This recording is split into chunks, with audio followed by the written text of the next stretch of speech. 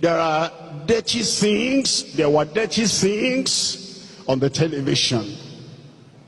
And that those things pollute the heart. They made the heart impure. It is deformed. It is caught. By the way, the other part that was caught on the ground had been thrown and flushed away in the toilet. All she did was to point that finger to the screen. As we said in final amen, the finger grew back.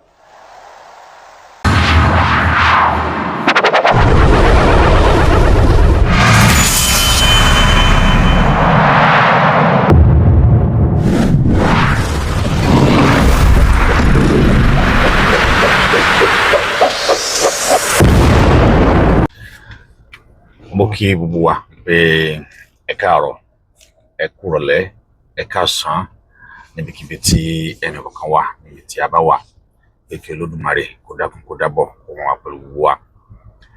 Fídíò tí mo fẹ́ ṣàlàyé nípa ẹ̀ ní òní yìí, ó jẹ́ nǹkan tí ó ṣe mí ní kàyéfì wípé níbi tí nǹkan dé lónìí, níbi tí èmi àti ẹ tí a nígbàgbọ́ dé lónìí, àwọn tí a rò pé ó yẹ ká bá òótọ́ lẹ́nu wọn, ọ̀pọ̀lọpọ̀ wọn irọ́ ni wọ́n tún pa. Ìdí àlàyé mi rèé, kí ni tá à ń pè ní ẹ̀sìn? Ṣé ìtànjẹ lásán? Kí sì ni ìdí tí mo sọ pé ẹ̀sìn jẹ́ ìtànjẹ?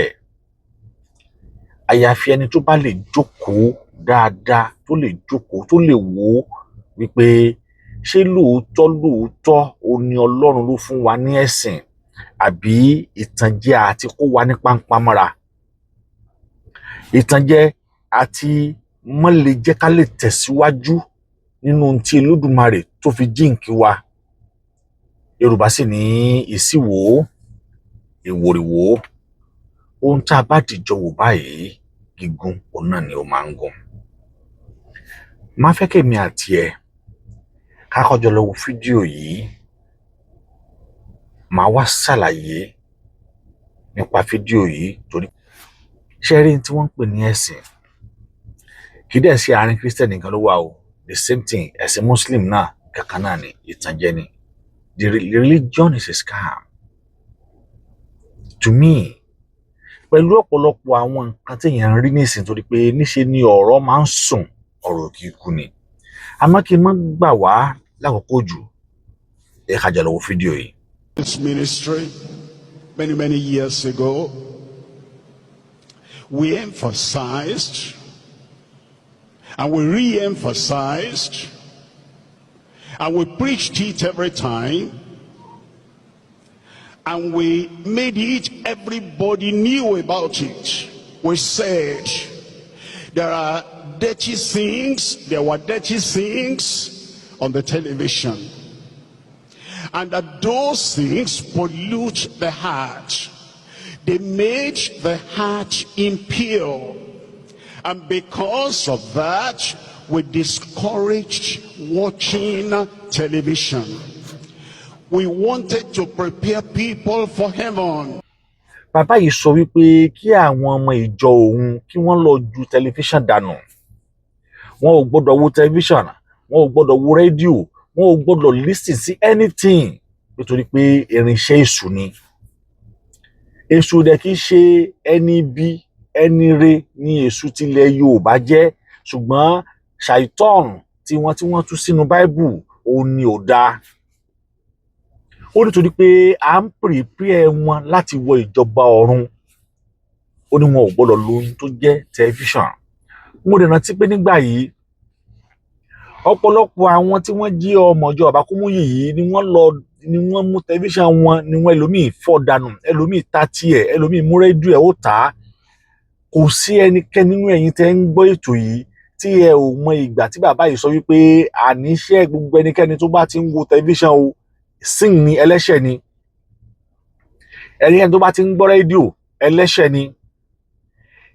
Ẹnikẹ́ni tó bá ti ń listen sí gbogbo nǹkan tó jẹ́ afẹ́ ayé pátápátá, ẹlẹ́ṣẹ̀ ni, pé kí gbogbo pátá kí wọ́n lọ ju gbogbo tán ní ká lọ jù dànù. Ọ̀pọ̀lọpọ̀ ẹlòmíì tó ní tẹlifíṣàn ńlá, tó ní black and white, tó ní gbogbo ẹ̀, wọ́n sì lọ gbé wọn lọ jù dànù. Ẹlòmíì tà á. Kódà ó má ṣe o. àwọn wọ̀nyí agbára tọ́lọ́run bá fún wọn, agbára tí ẹ̀mí tó ń gbénu wọn fún wọn, wọ́n ráyè láti control masses pẹ̀lú ọ̀rọ̀ ẹnu wọn, torí pé àwọn èèyàn nígbàgbọ́ nínú wọn pé lóòótọ́ Ọlọ́run ló pè wọ́n. Ìgbàgbọ́ tí wọ́n wá ní sí wọn pé Ọlọ́run ló pè wọ́n yìí, òun náà ni ọ̀pọ̀lọpọ̀ àwọn èèyàn ṣe wá máa ń tẹ̀lé wọn gbogbo ohun tí wọ́n bá sọ, yálà ohun tó tọ́ ni o àbí ohun tí ò tọ́. Níwọ̀n ìgbà tí wọ́n bá ti sọ, àwọn èèyàn sáà ti tẹ̀lé wọn kí wọ́n dẹ̀ gbà wọ́n gbọ́ pé ohun tí pásítọ̀ mi sọ òótọ́ ni. Ọ̀pọ̀lọpọ̀ ilé ni ọ̀rọ̀ tí bàbá yìí sọ ló ti dàrú o, torí pé kì í ṣe gbogbo ilé ni wọ́n faramọ́ wípé mọ́ wo tẹlifíṣàn. Ẹlòmíì ìyàwó ẹ̀ lè faramọ́, kọ́kọ́ mọ́ faramọ́, á sì dìjà láàrin wọn, á wá fa ìpínyà. Pẹ̀lú wípé ẹ má wo tẹlifíṣàn mọ́ yìí, à ń prepare yín fún ìjọba ọ̀run yìí, ọ̀pọ̀lọpọ̀ ilé ni bàbá yìí ti dàrú. Ọ̀pọ̀lọpọ̀ ìdílé ni bàbá yìí ti túká. Ọ̀pọ̀lọpọ̀ ẹbí ni wọ́n ti ṣátà pẹ̀lú ẹ̀. A sì lè blame bàbá yìí, nítorí pé tí tán bá ní kí ìwọ náà tọwọ́ bọná, ṣé wàá tọwọ́ bọná ni? Àwọn sọ tiwọn ni, ó wá kù sọ́wọ́ tiẹ̀ láti gbà á. Pásítọ̀ kan náà ló ń gba close to 250,000 lọ́wọ́ ọmọ àjọ kọ̀ọ̀kan. Ó ní òun fẹ́ lọ bá wọn fi ra ibi tí wọ́n, ó lóun fẹ́ lọ bá wọn fi ra àlò ẹ̀fùn fún wọn. Òun fẹ́ lọ bá wọn fi ra ibi tí wọ́n máa dé sí ní ẹ̀fùn ká ba lè rí ìjọba ọ̀run wọ̀. Òun fẹ́ lọ prepare ìjọba ọ̀run fún wọn. Can you imagine ní ayé tá a wà yìí?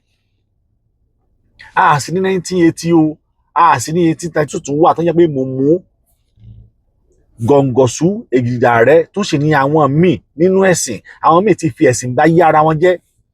Ẹlòmíì á lọ church láàárọ̀, á lọ lọ́sàn-án, á lọ lálẹ́, ní tó yẹ kó mójútó gbèsè ayé, ní tó yẹ kó gan kó wáṣẹ́ kan gidi ṣe, tó wáyé pé ọ̀tà kó lọ máa ta.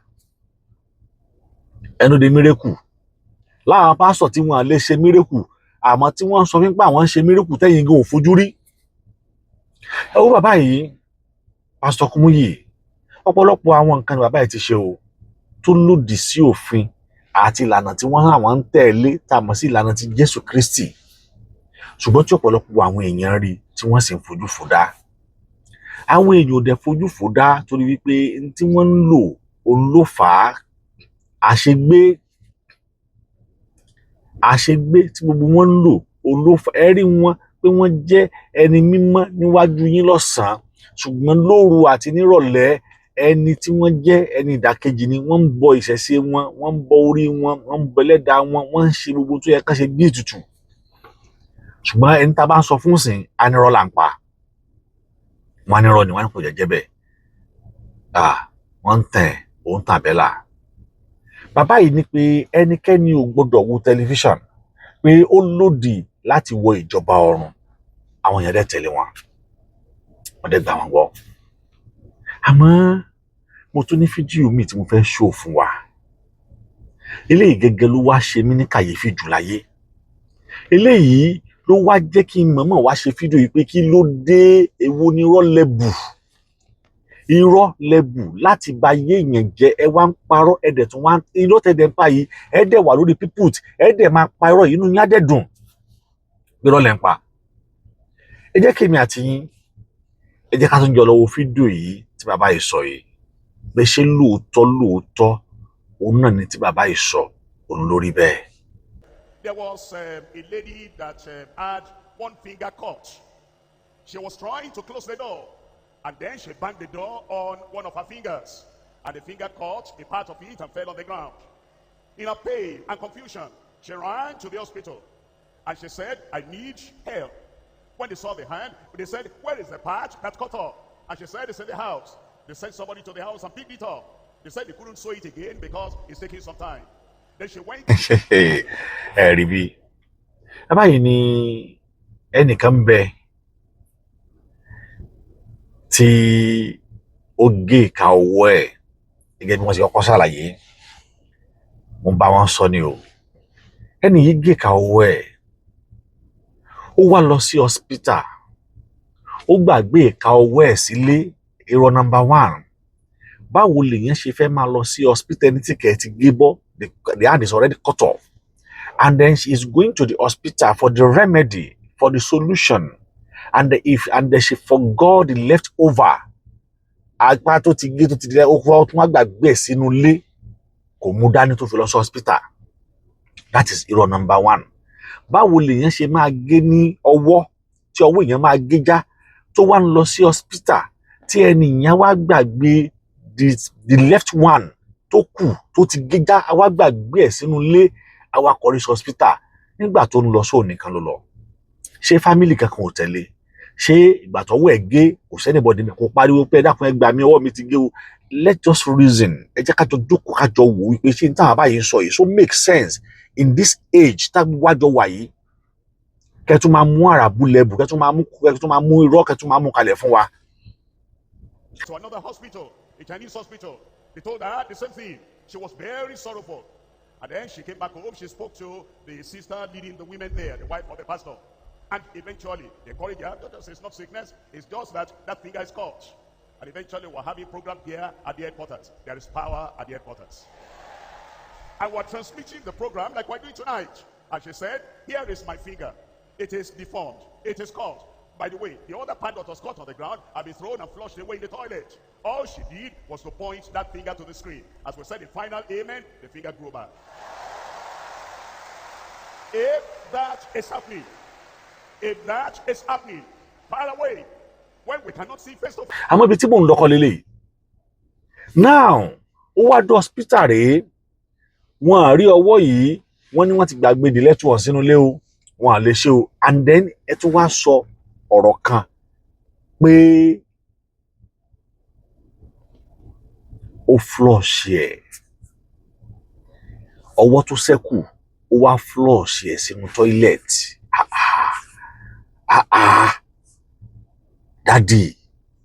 Dadi Kumuyi ní the same ní 2025 tá tún wà yìí náà again.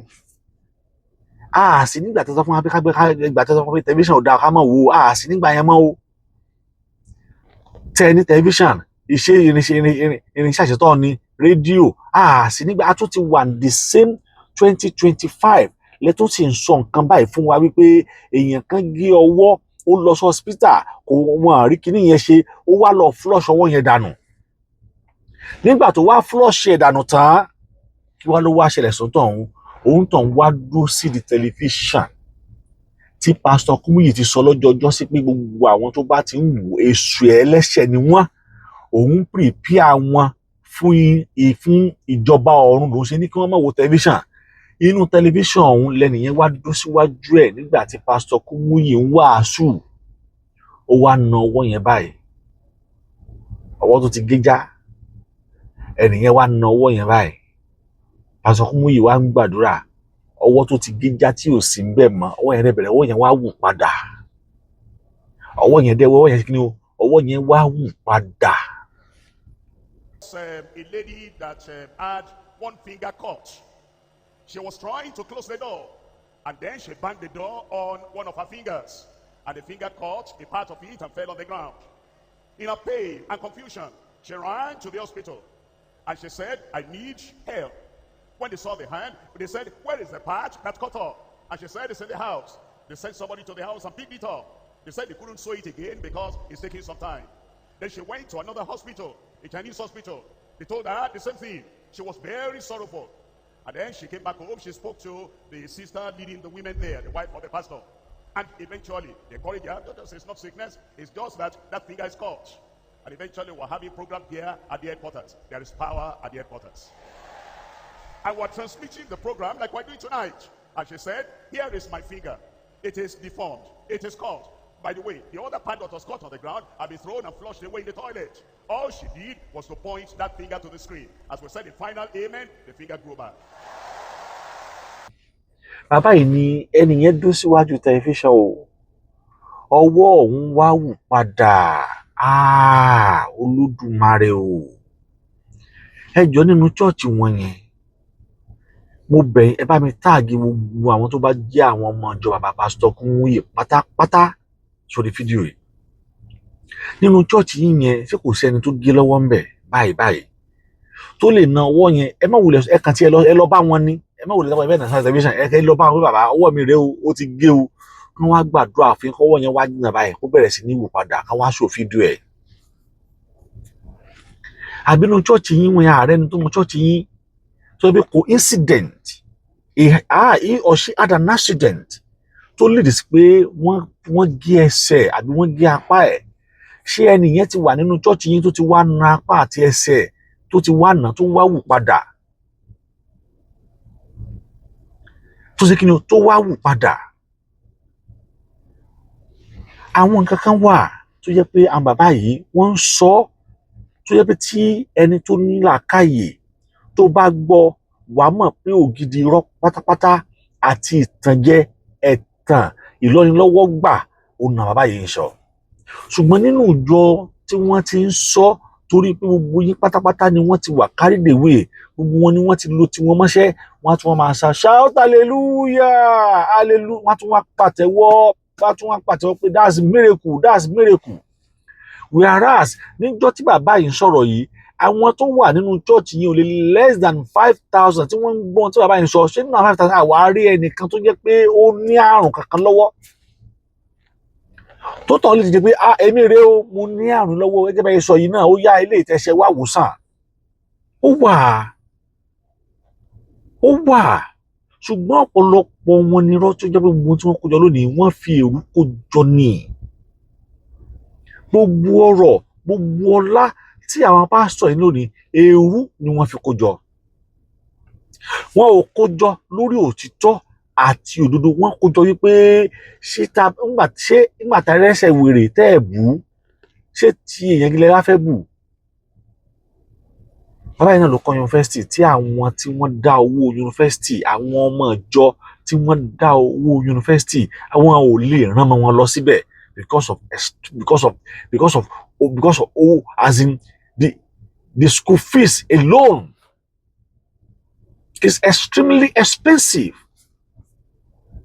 tí wọ́n lè lọ. Ẹ tún wá mú wá kìrìsìtẹ́nì àmì ohun tí mo fẹ́ pé ẹ tún wá wá live, ẹ tún wá mú irọ́ kalẹ̀ pé tẹlifíṣàn ẹ sọ bí àwọn èèyàn gbọ́dọ̀ wò. Tẹ́ ẹ sọ fún wọn lọ́jọ́ sí wípé tí wọ́n bá ti wo tẹlifíṣàn ẹni àṣetọ́ ni wọ́n, pé wọn ò lẹ́tọ̀ọ́ sí ìjọba ọ̀run tí wọ́n bá ti ń wo tẹlifíṣàn ọ̀hún lẹ wá sọ pé ẹnìkan na ọwọ́ ẹ̀ tó ti gé, tí wọ́n ti flush yòókù sínú toilet, tó ti dé hospital tí wọn ò rí ṣe, lẹ́wọ́ wá nawọ́ síwájú tẹlifíṣàn tẹ́ ti wà, ọwọ́ yẹn dẹ̀wù padà. Olúwo Olódùmarè o, Ọlọ́run Olódùmarè, àwọn wọ̀nyí dẹ̀ sọ wá di dìdìrìn, wọ́n dẹ̀ sọ wá di gọ̀ǹgọ̀ sùn ègìdà rẹ̀, wọ́n dẹ̀ sọ wá di ẹni tí ò lè dánú rò fún ara wa, wọ́n sọ wá di ẹni tí ò lè ronú pé ṣé lóòótọ́ bí ilé ayé ṣe rí ni wọ́n ṣe ń sọ yìí, sáwọn nǹkan tí wọ́n ń sọ yìí sódẹ̀ rí lóòótọ́, tí mírèkù bá wà ó ti di mélòó nínú wọn tá a rí tó perform mírèkù kó wá mú jáde. With this age táwọn bàbá yìí tó yẹ pé níbi tí èjì wọn dé dúró yìí, níṣe ló yẹ ká bá òtítọ́ àti òdodo lẹ́nu wọn, ẹ̀wọ̀n tá a tún wá bá lẹ́nu wọn. Ẹ wo ohun tí a tún ń bá lẹ́nu wọn, ẹ wo bí wọ́n ṣe ń múlẹ̀ tí wọ́n ń pa, ẹ wo ọ̀nà tí wọ́n ń gbà láti manipulate brain gbogbo àwọn ọmọ ìjọ. Ẹlòmíà dẹ̀ tún máa fi boost pé pásítọ̀ mi nígbà tó ẹnìkan náà ọwọ́ yẹn dẹ̀ wù padà, lóhun tèmi àti ẹ ò rí. Pásítọ̀ Adébóyè ni àwọn náà sọ tí wọ́n ń jọ sí. Pásítọ̀ Adébóyè àwọn náà mú tí wọ́n lẹ̀, wọ́n múlẹ̀ gidi seriously ni. Àwọn kan tiẹ̀ mú tí wọ́n lójú páálí. Èèyàn tó ti kú for the past 1 week tó ti kú nílùú wọn, tó wá gbúlọ̀ mú handkerchief pásítọ̀ sí àti Pásítọ̀ Adébóyè tí wọ́n gbàdúrà sí látẹ̀kọ́, tó wá handkerchief lọ sílùú wọn tó ti kú láti bí 2 weeks, tó wá handkerchief lọ bẹ̀, tó wá handkerchief yẹn tó wá fi kò lójú tẹ́ni yẹn dẹ̀ jí. Ọ̀pọ̀lọpọ̀ àwọn nǹkan tí ò possible, àwọn impossible things tó yẹ pé ọmọ primary school gan tó bá jọmọ tó ní làákàyè tó bá gbọ́ á sọ pé is something wrong with this man? Òun lè máa ń sọ tẹ máa fi kájọ pé kí àwọn èèyàn ó lè gbà pé lóòótọ́ lẹ̀ ń perform miracle. Àmọ́ tí ẹ ò dẹ̀ lè ṣe nada nínú miracle, ẹyọ kan báyìí miracle báyìí ẹ lè ṣe. ṣé nínú ìjọ ẹnìkọ̀ọ̀kan yín nínú ìjọ yín kò sí nígbà tí pásítọ̀ Adébóyè sọ pé òun jí òkú dìde o akáṣẹ́fù àti wàhálà tó ti kú nínú ìjọ wọn kí wọ́n akáṣẹ́fù yẹn kan fi jí ká wá rí pé lóòótọ́ ni wọ́n jí ká rí pé lóòótọ́ o ńlẹ̀ jí ẹni yìí ṣáàrí ni á rí ṣùgbọ́n nítorí irọ́ wọ́n mọ̀ pé kíní yóò rí irọ́ tí àwọn fẹ́ pa torí pé wọ́n á ti plan ẹ̀ wọ́n á ti digest ẹ̀ wọ́n á ti practice ẹ̀ wọ́n á dẹ̀ gbé wá sí live níbi tí thousand àwọn èèyàn tí wò wọ́n á dẹ̀ sọ sí gbogbo àwọn thousand lórí wọn wá kú ṣé gbogbo lórí wọn kú lọ́pọlọ wọn kú ni wọ́n mọ̀ wípé irọ́ pátápátá gbà ní tẹ̀ ń sọ ẹ̀yin pásítọ̀ yìí ẹ ti báyé jẹ́ ẹ̀yin àfáà yìí ẹ ti báyé jẹ́ ẹ fi irọ́ kú ọ̀rọ̀ jọ ẹ fi èrú kú ọ̀rọ̀ jọ ẹ tẹ̀ tún fi èrú náà tá padà nígbà tí odidi àgbàlagbà tí wọ́n ti over 70, 80 tí wọ́n ti gbẹ́nu lé 90 tó bá wá jẹ́ pé irọ́ ló tún kù tí wọ́n tún pa níbi tí wọ́n dé dúró lónìí ṣé kí pásítọ̀ Kúmúyì gan kí wọ́n gbàdúrà kí wọ́n ṣe wá kí wọ́n preach on a normal level ground kí wọ́n sọ̀rọ̀ wá kí wọ́n wàásù kó mọ̀ sí irọ́ tí wọ́n mọ̀ pé níṣe ni èèyàn ìka tó ti gé bọ̀ ìka tá a ti flush the part of it sínú toilet ó dẹ̀ ná síwájú yín tẹlifíṣàn báyìí ó dẹ̀ ná sí ó dẹ̀ ná ọwọ́ sí ìka yẹn dẹ̀ wù padà irọ́ tí ò sí tẹ̀ wá ń pa irọ́ tí ò múlẹ̀ tẹ̀ wá ń pa irọ́ tó jẹ́ pé kò wúlò fún yín gan ó tún tàbùkù yín ni because irọ́ yín ló padà wá jà yìí because ọ̀pọ̀lọpọ̀ àwọn èèyàn ni wọ́n ti sọ̀rọ̀ nípa ẹ̀ ẹ kàn ń fi irọ́ ẹ fi ń gbélé ayé ni ó ló jẹ́ kí n sọ wípé ẹ̀sìn ìtanijẹ lásán ni fún gbogbo àwa tá a jẹ́ ọmọ kóòtù òjíire ẹ̀sìn tá à ń ṣe yìí tí wọ́n mú wá fún wa yìí kìrìsìtẹ́nì ni o Islam ni o ìtanijẹ ni ìmúni ní ẹrú sísìn ni mo dẹ̀ sì máa yànnà náà bó ṣe jẹ́ ìtanijẹ mo sì máa yànnà náà bí ẹ̀sìn yìí bó ṣe jẹ́ ìtanijẹ because tí Christian bá sọ fún ẹ wípé ìyàwó kan ló gbọ́dọ̀ ní Muslim máa sọ fún ẹ wípé o gbọ́dọ̀ ní 4 tí Christian bá sọ fún ẹ wípé ìwọ kò gbọ́dọ̀ já ìjẹsìn Islam máa sọ fún ẹ pé jihad o ìjẹsìn ni tó bá jà tó bá dé ọ̀run 100 wife fájì ni wọ́n máa fún ẹ and so on and so on adẹ̀dú sínú ẹ̀ adẹ̀jẹ́ kí wọ́n tún tàn wá again in this era 2025 yìí wọ́n dẹ̀ tún ṣe ń tàn wá wọ́n tún ṣe ń múlẹ̀ fún wa wọ́n náà dẹ̀ ń gbà á adẹ̀ ń gbà á adẹ̀ gbàgbọ́ pé lóòótọ́ Ọlọ́run ló pe àwọn bàbá yìí àbí wọ́n pera wọn nítorí tí wọ́n fẹ́ jẹ àbí wọ́n pera wọn nítorí àti jẹ́ èèyàn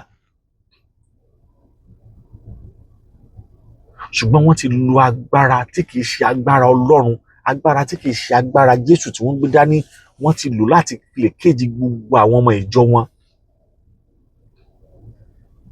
bẹ́ẹ̀ àwọn kan dẹ̀ gbàgbọ́ pé tí pásítọ̀ yìí sọ pé bẹ́ẹ̀ ló ṣe rí àwọn kan gbà kódà ká ẹ sọ fún wọn pé rọ ni wọ́n á jiyàn wọ́n á ní rọ ni wọ́n á ní lóòótọ́ ni because they believe in him pé lóòótọ́ tí báyìí bá ti sọ òótọ́ ni wọ́n á dẹ̀ gbàgbọ́ níbo gan-an làwa ń lọ àwọn olùkọ́ wà tí wọ́n ń ṣe ẹ̀sìn tí wọn ò jẹ́ kí ẹ̀sìn ó jẹun tó jẹ́ pé àwọn èèyàn lè rí wọn manipulate wọ́n dẹ̀ gbòòrò bí ẹ̀sìn ṣe pọ̀ tó ní Nàìjíríà ẹ wo bí tí Nàìjíríà wà lónìí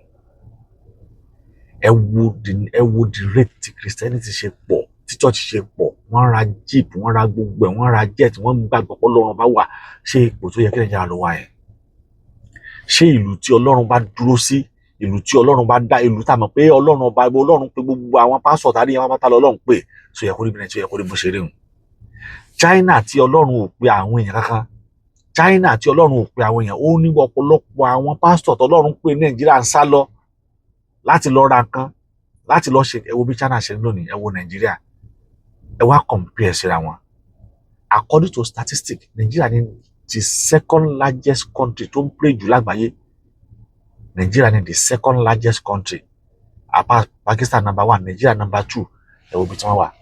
China 150 something ni wọ́n wà, bottom line ní China wà, bottom ní àwọn tó ń gbàdúrà, bottom line ní China, because China that is nothing like a prayer. They believe in action and technology. Go and work, produce. Ṣé technology ń lọ ní China? Àwọn ọmọ wọn ń lọ sí school ni wọn ibi àwọn ọmọ tí wọ́n máa gbàdúrà, àwọn ọmọ tí wọ́n ń kọ́ nípa technology ni. That is it not different? Ìyàtọ̀ wà ń bẹ. Ìyàtọ̀ wà ń bẹ. Ẹlòmíì, family mi, wọ́n prefer kọ́ máa wọn lọ jẹ́ pastor ju kọ́ máa wọn jẹ́ engineer lọ. Kọ́ máa wọn jẹ́ architect lọ. Kó lè produce tó yẹ pé àwọn èèyàn tún ní àǹfààní láti tún kẹ́kọ̀ọ́ lára ẹ̀. Just ordinary paper, book lásán, white and black, Bible, the same thing, Quran. Wọ́n dẹ̀ fi deceive wa, wọ́n dẹ̀ rí báyé wa jẹ́. Adẹ̀tún dúró sínú ẹ̀, adẹ̀tún àpé lóòótọ́ lò. Àwa gan ojú kan pé ṣáwa gẹ́gẹ́ sí níbo làwa gan fẹ́ lọ, níbo láyé wa fẹ́ já sí without Bible, without Quran. A lè ṣe ayé wa tọ́lọ́run á dẹ̀ bless wa. But because wọ́n ti capture wa on a circle, tó yẹ pé a lè move it without this circle. Ẹlòmíì kò lè think outside the Quran. Ẹlòmíì kò lè think outside the Bible. Gbogbo ìròrí ayé ẹlòmíì, gbogbo life ẹlòmíì, gbogbo ìgbésí ayé ẹlòmíì inú Quran àti inú Bible náà ló wà. Ọ̀rọ̀ lẹ ti gbọ́ yìí o, tí pásítọ̀ yìí sọ yìí o. Tó bá jẹ́ pé ṣé lóòótọ́ ló bá rí bẹ́ẹ̀, ẹ bá mi comment sí abẹ́ fídíò pé lóòótọ́ ló ṣẹlẹ̀, ẹ̀yin tó sojú yín ni o. Ẹ̀yin tẹ́ ẹ rí pé lóòótọ́ ìkarábìnrin gé ó dẹ̀ náwó sọ television báyìí, ìkẹ́ẹ̀dẹ́wò padà because ó yẹ ká rí fídíò ẹ̀. Ẹ bá ẹ táàgì fídíò yẹn pẹ̀lú lábẹ́ comment section yẹn jọ. Èyí tí wọ́n pé lóòótọ́ ni kí ní ìṣẹ̀lẹ̀ níṣẹ́jú yín tẹ́ ẹ rí pé lóòótọ́ ló ṣẹlẹ̀, ẹ dákun ẹ jọ̀ọ́ ẹ ṣe bẹ́ẹ̀. Ọlọ́run á ràn wá lọ́wọ́, Ọlọ́run á gbà wá lọ́wọ́ àwọn tí wọ́n ń tàn wá, Ọlọ́run á ṣe ṣàánú fún wa. Ara àánú gbà o, àní búrọ́ sóko ẹ̀sìn, àdúrà wa ó dẹ́gbà. Ire o. I just felt that why can't we have a system of government that is 100% Nigeria, unique to us? For example, we started off with the British system of government. Somewhere along the line, we moved over to the American system of government. And I was just wondering, can't we have a combination of both and see whether it could help us solve a problem? You see, because in mathematics, if we want to solve a problem and you try what we call real analysis and it doesn't work, then you move on to complex analysis and see if that will help you. If that fails, you move on to vector analysis and so on. I believe that probably we might need to look at the problem of Nigeria in a slightly different manner. You see, because some people feel that all our problems will be over if Nigeria should break up. I think that is trying to solve the problem of Nigeria as if it's a simple equation problem. The problems of Nigeria will require quite a bit of simultaneous equations, and some of them are not going to be linear either. Forgive me, I'm talking as a mathematician. So I was thinking, why can't we, for example, have a system of government that will create a kind of what I would call United States of Nigeria? And let me explain. We all know that we must restructure. I mean, it's either we restructure or we break. That means say you don't have to be a prophet to know that one. That is certain to come. Restructure or break up. Now, we don't want to break up. I mean, God forbid. In restructuring, why don't we have, like I said, a Nigerian kind of democracy? At the federal level, for example, why don't we have a president and a prime minister? Hey, what do you mean? Well, if we have a president and a prime minister, and we share responsibilities between these two, so that one is not an appendage of the other. For example, if the president controls the army and the prime minister controls the police, if the president controls, shall we say, resources like oil and mining, and the prime minister controls finance and inland revenue, taxes and customs, etc., etc. You just divide the responsibilities between the two. And then you come to the state level. And at the state level, you have the governor and you have the premier. And again, you distribute responsibilities between these people in such a manner that one cannot really go all alone without the other. Maybe this is just a mathematical suggestion, and a mathematician can be eccentric, like I've said. Maybe we might be